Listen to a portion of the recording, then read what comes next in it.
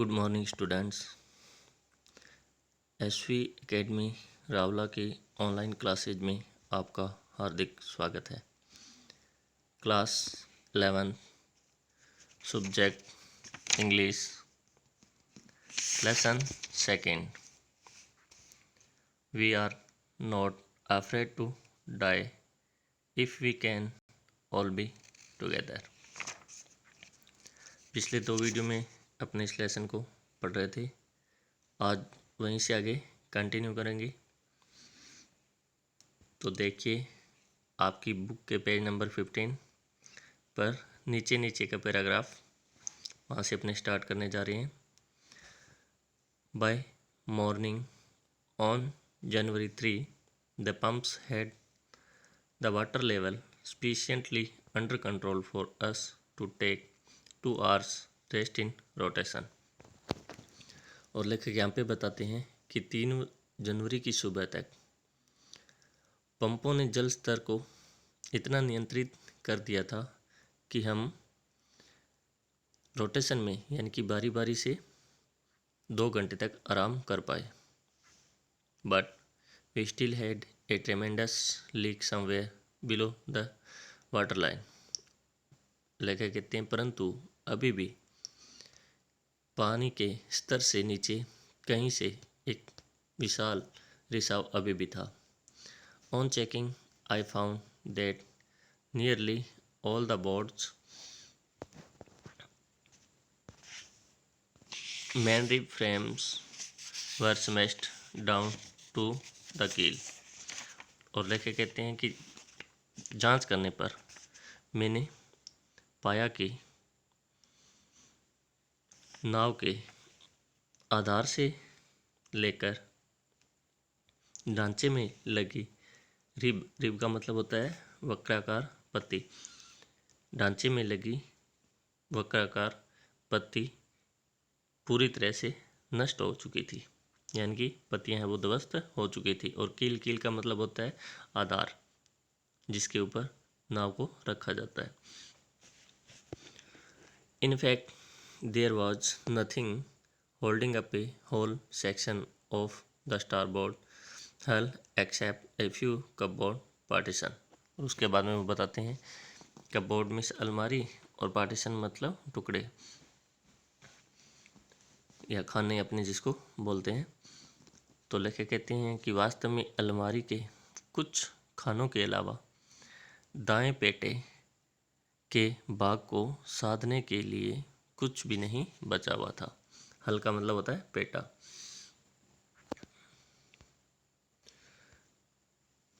We had survived for 15 hours since the wave hit, but wave walker wouldn't hold together long enough for us to reach Australia। और लेखक कहते हैं कि लहर से टकराने के 15 घंटे तक हम जीवित बचे रहे, लेकिन वेव वॉकर, कौन है वेव वॉकर? वही बोट जिस पे वो यात्रा करने जा रहे हैं, शिप। वेव वॉकर हमको ऑस्ट्रेलिया पहुंचाने तक सलामत नहीं रह सकता था। यानी कि वो कहते हैं कि अब लहर से टकराने के बाद हमारी बोट है वो इतनी जर्जर हो चुकी थी कि हम ये आशा नहीं कर सकते थे कि ऑस्ट्रेलिया तक सुरक्षित उससे पहुंच सकते हैं और वो सही सलामत रह सकती है। I checked our charts and calculated that there were 2 small islands a few 100 kilometres to the east. और लेखक बताते हैं जब मैंने अपने चार्ट यानी कि मैप्स और देखे और गणना की तो पाया कि वहाँ से पूर्व दिशा की ओर कुछ सैकड़ों किलोमीटर दूर 2 स्मॉल यानी कि 2 छोटे टापू थे। यानी कि मैंने अपने चार्टों का निरीक्षण किया तथा गणना की कि पूर्व की ओर कुछ 100 किलोमीटर की दूर 2 छोटे टापू थे। वन ऑफ देम आइले Amsterdam was a French scientific base. उनमें से एक आइले एम्स्टर्डम जो कि फ्रांसीसी वैज्ञानिकों का अड्डा था। Our only hope was to reach these pin breaks in the west ocean. और लेखक कहते हैं कि हमारी एकमात्र आशा उस विशाल सागर के उन छोटे से स्थानों तक पहुंचना था। पिन ब्रेक्स मतलब छोटे स्थान, छोटी सी जगह। But unless the wind and seas abated so we could hoist sail, our chances would be slim indeed. लेके कहते हैं फिर भी, यानी कि परंतु जब तक कि हवा और सागर, एब्टिट का मतलब होता है शांत होना, परंतु जब तक हवा और सागर शांत नहीं हो जाते ताकि हम हमारे उस पाल को फहरा पाते, हमारे चांस वास्तव में बहुत कम थे।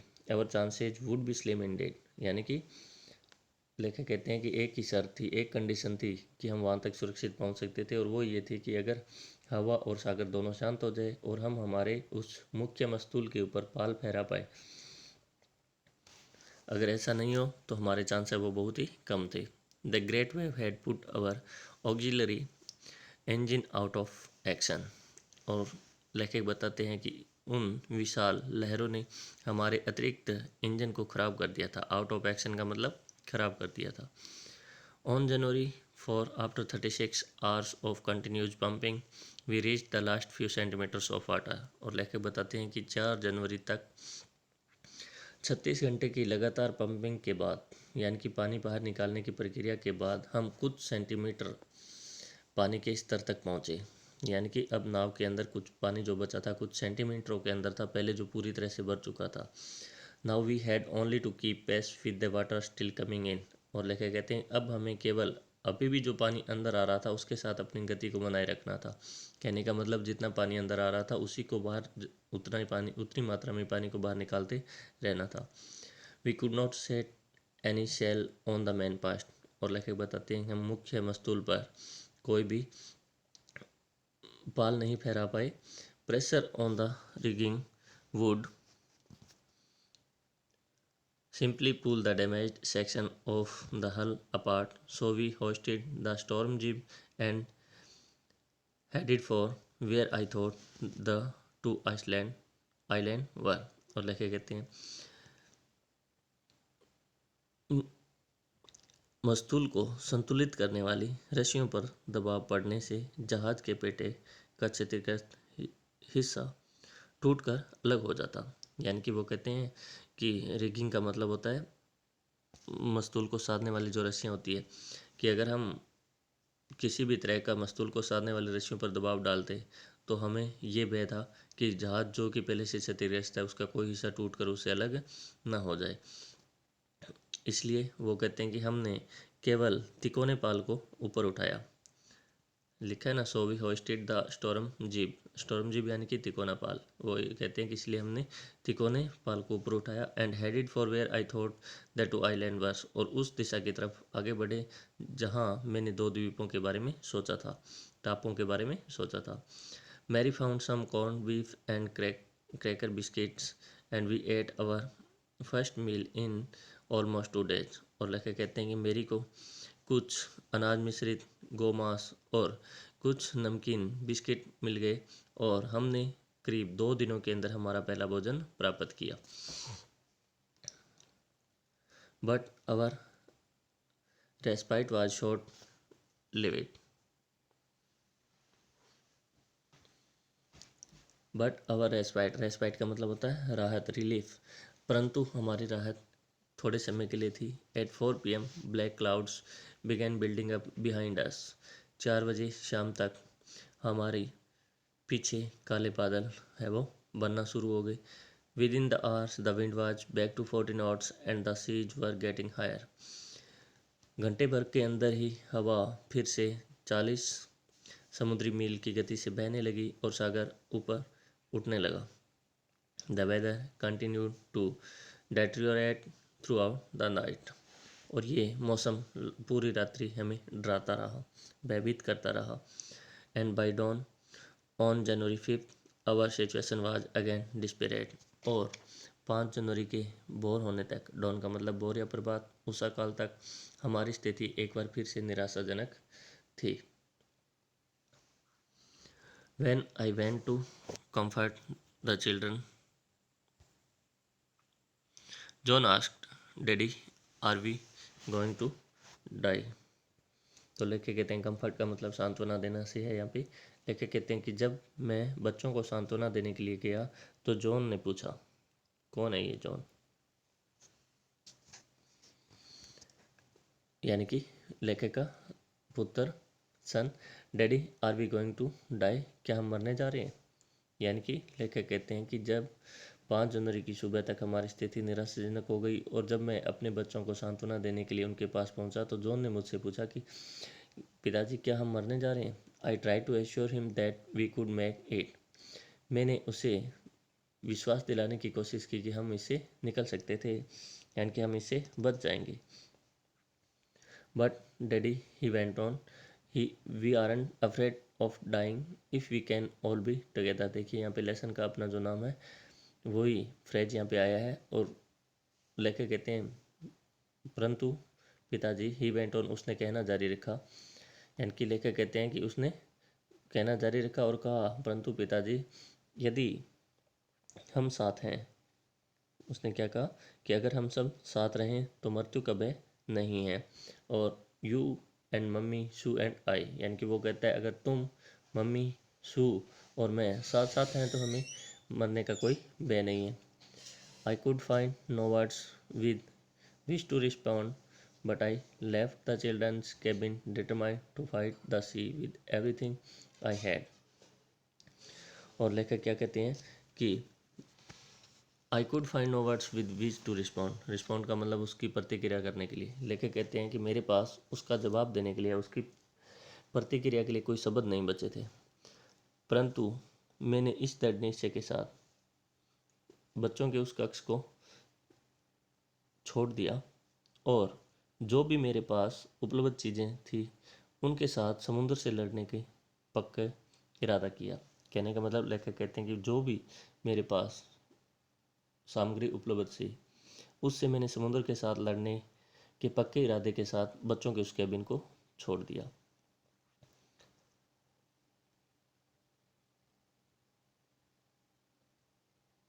To protect the weakened starboard side, I decided to heave to, with the undamaged port hull facing the upcoming waves, using an improvised sea anchor of heavy nylon rope and two 22-liter plastic barrel of paraffin। और उसके बाद में लेखक बताते हैं कि कमज़ोर पड़ चुकी दाएं साइड, स्टारबोर्ड जैसा कि अपने पढ़ा था कि जहाज़ का दायां भाग होता है उसको स्टारबोर्ड बोलते हैं। तो लेखक बताते हैं कि कमज़ोर पड़ चुकी दाईं साइड को सुरक्षित रखने के लिए मैंने हवा के विपरीत दिशा में जहाज़ को चलाकर, यानी कि जिससे हवा है वो पालों को पीछे की ओर धकेले, और नायलॉन की बारी रस्सी तथा पैराफिन भरने वाले प्लास्टिक के 22 लीटर वाले 2 ड्रमों से काम चलाऊ लंगर बनाकर स्थिर करने का निश्चय किया।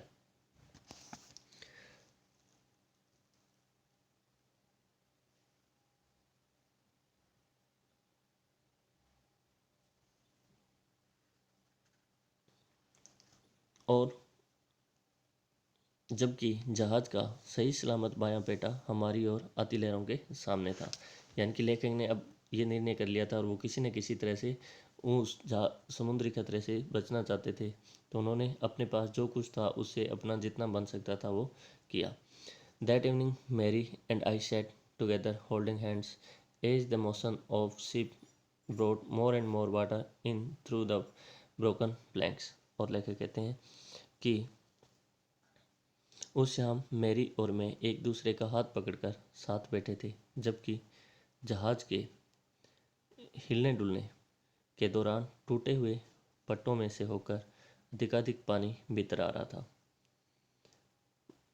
प्लैंक्स, प्लैंक्स का मतलब पट्टे, यानी कि जो जहाज जो वुडन की बनी हुई है उसके जो अलग अलग भाग हैं उनकी बात हो रही है। We both felt the end was very near. हम दोनों ने महसूस किया कि हमारा अंत बहुत करीब था। But Weaver rode out the storm, and by the morning of January 6th, with the wind easing, I tried to get a reading on the sextant। और लेखक कहते हैं किंतु वेवोकर ने उस तूफान को भी झेल लिया, यानी कि वेवोकर उस तूफान को झेल गया और 6 जनवरी की सुबह तक जब हवा कुछ ईजिंग मतलब धीमी पड़ गई, मैंने सस्टक, सेक्सटेंट का मतलब होता है सस्टक पर रीडिंग लेने का प्रयास किया। रीडिंग का मतलब पाठ्यांक, यानी कि मैंने उस पर कुछ रीडिंग लेने की कोशिश की। Back in the chat room I worked on wind speed,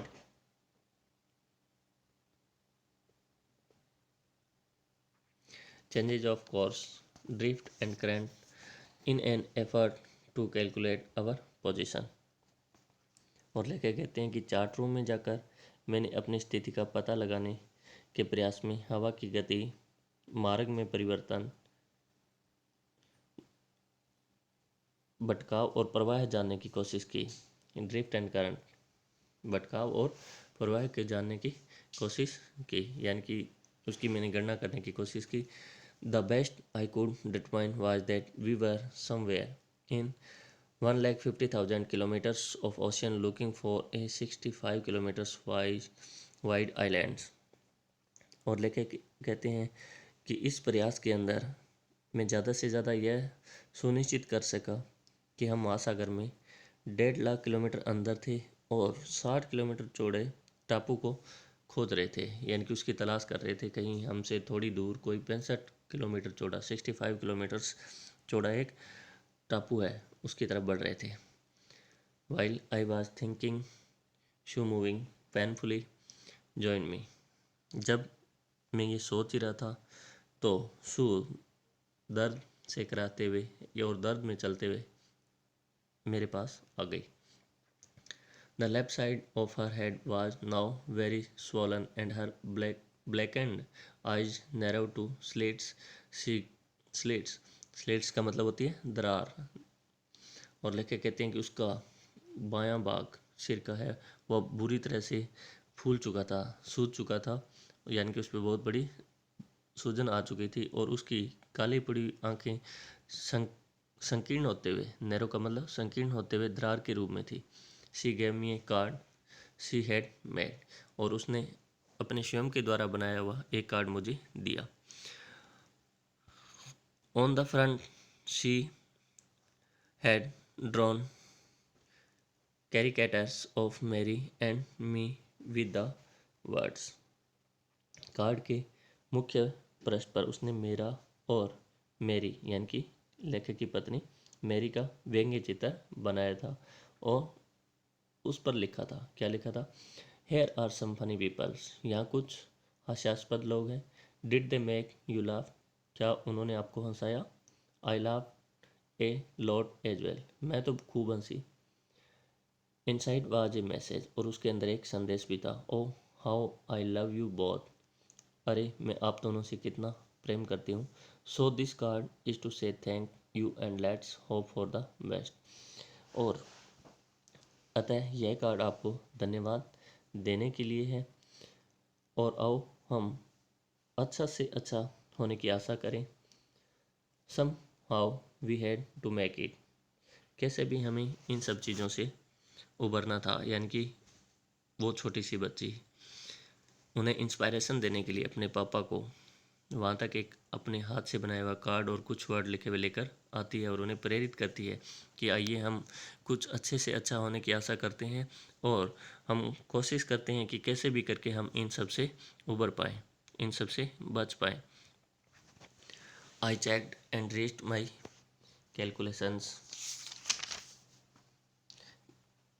I checked and rechecked my calculation, लेखक कहते हैं मैंने अपनी गणनाओं की rechecked, I checked and rechecked my calculations, कि मैंने अपनी गणनाओं की बार बार जांच की। We had lost our main compass and I was using a spare which had not been corrected for magnetic variation.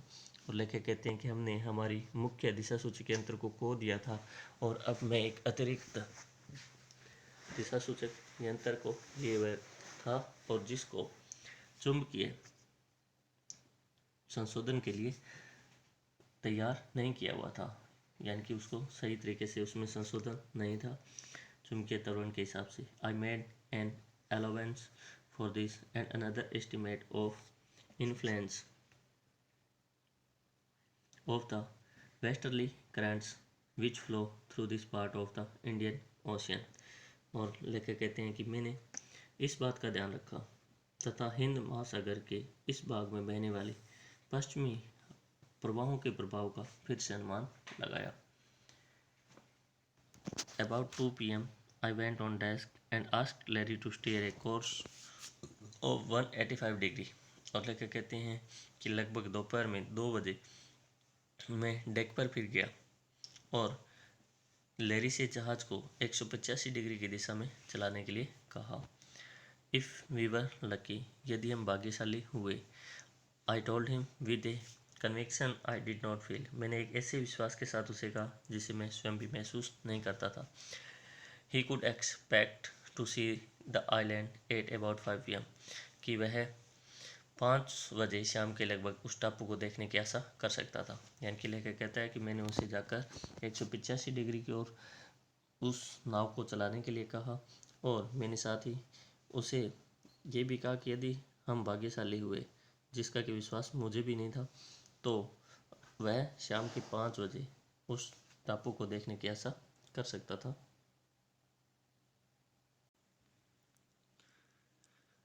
Then, with a heavy heart, I went below, climbed on my bunk and amazingly dozed off। और लेखक कहते हैं फिर भारी मन से मैं नीचे चला गया, अपनी साइका पर चढ़ा। बंक यानी कि ट्रेन वगैरह में अपने जब यात्रा कर रहे होते हैं तो सीटों के ऊपर जो आराम करने के लिए लगा होता है, Saika. Climb down my bunk and amazingly, अपनी साइका पर चढ़ गया और आश्चर्य की बात यह थी कि डज ऑफ यानी कि सो गया। When I woke it was 6 p.m, जब मैं जागा तो ये शाम के 6 बज चुके थे। एंड ग्रोविंग डार्क, और अंधेरा बढ़ रहा था, गहरा रहा था। I knew we must have missed the island and with the sail we had left we could not hope to beat back into the westerly winds. और लेखक कहता है कि मुझे पता था कि हमें टापू नहीं मिला होगा, यानी कि हमने टापू को खो दिया था, और जिन बालों के साथ हम चले थे उनसे पश्चिमी हवाओं के विरुद्ध चलकर लौटने की आशा हम नहीं कर सकते थे, यानी कि वापस उस तक जाने की आशा हम नहीं कर सकते थे, क्योंकि हमारे पास जो पाल थे वो बहुत कमज़ोर थे। At that moment I tousled had appeared by my bunk. और उसके बाद में कहते हैं उसी क्षण मैंने एक अस्त व्यस्त शेर, टोजल्ड हैड अस्त व्यस्त शेर, अपने उस साइका के करीब देखा। Can I have a hug, Jonathan asked. और लेखक कहते हैं कि तभी जोनाथन ने मुझसे पूछा कि क्या मैं आपसे गले मिल सकता हूँ। She was right behind him, और शू भी बिल्कुल उसके पीछे थी। Why am I getting a hug now I asked. और लेखक कहते हैं कि तब मैंने पूछा कि मुझे इस समय आपसे क्यों गले मिलना चाहिए।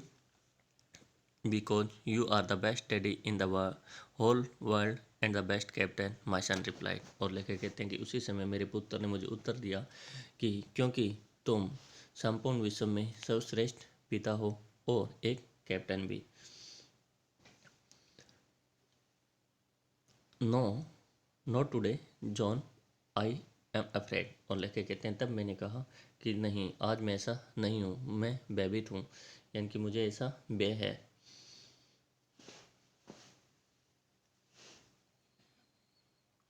Why, you must be, said Sue in a matter of fact voice, you found the islands। और उसके बाद में वो कहते हैं कि शू ने कहा क्यों आप निश्चय ही हो। शू ने मैटर ऑफ फैक्ट वॉइस का मतलब है भावुकता रहित आवाज़ में कहा। उसने यानी कि उसमें किसी भी तरह की कोई उसने इमोशन वगैरह नहीं दिखाई। भावुकता रहित आवाज़ के अंदर शू ने ऐसा कहा कि क्यों आप अवश्य हो। यू फाउंड द आइलैंड, तुमने टापू को पा लिया है, खोजा है, यानी कि आपने टापू को खोजा है, इसलिए आप अवश्य ही हो।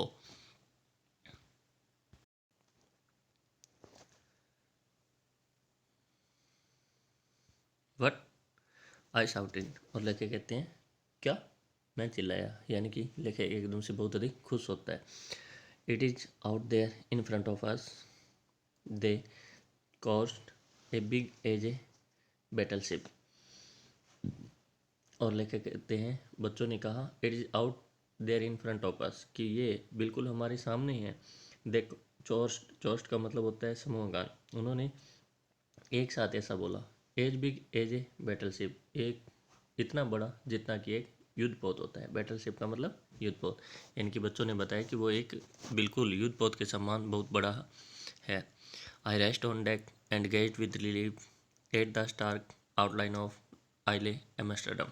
और लेखक कहते हैं कि मैं डेक पर दौड़ा और आइल एम्स्टर्डम की स्टार्क आउटलाइन का मतलब होता है स्पष्ट बहिरेखा को राहत के साथ देखा, निहारा। It was only a bleak piece of volcanic rock with little vegetation, the most beautiful island in the world। और लेखक कहते हैं कि यह एक ज्वालामुखी से उत्पन्न चट्टान का असुहावना टुकड़ा था जिस पर वनस्पति नहीं थी। विद लिटिल वेजिटेशन लिखा ना, लिटिल का मतलब नथिंग, ए लिटिल कुछ, द लिटिल जितना है वो सब, तो लिटिल वेजिटेशन यानी कि कुछ भी वनस्पति नहीं थी। The most beautiful island in the world, और विश्व का सबसे सुंदरतम, सबसे सुंदर वह द्वीप या टापू।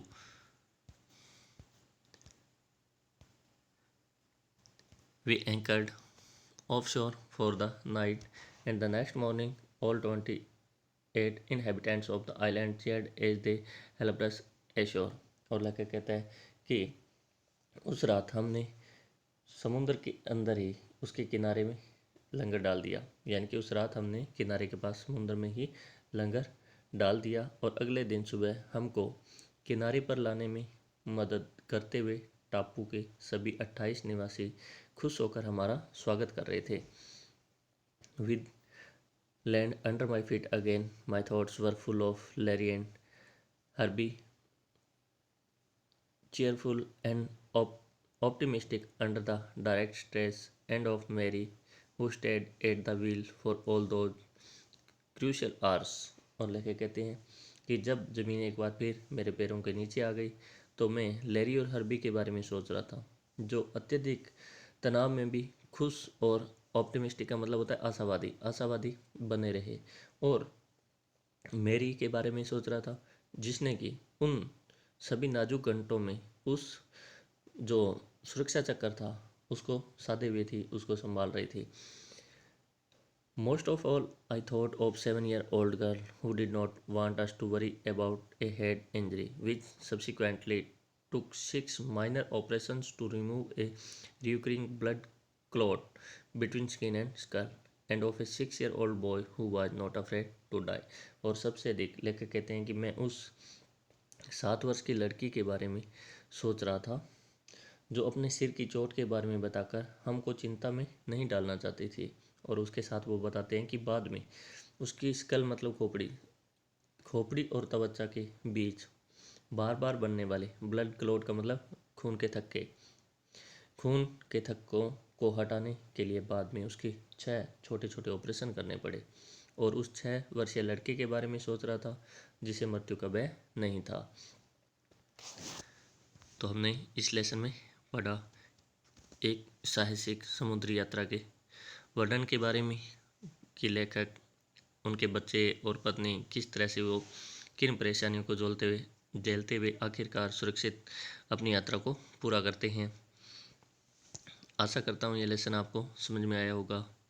आज के वीडियो में इतना ही, मिलते हैं नेक्स्ट वीडियो में नए लेसन के साथ। तब तक के लिए good bye, thanks for watching, have a nice day.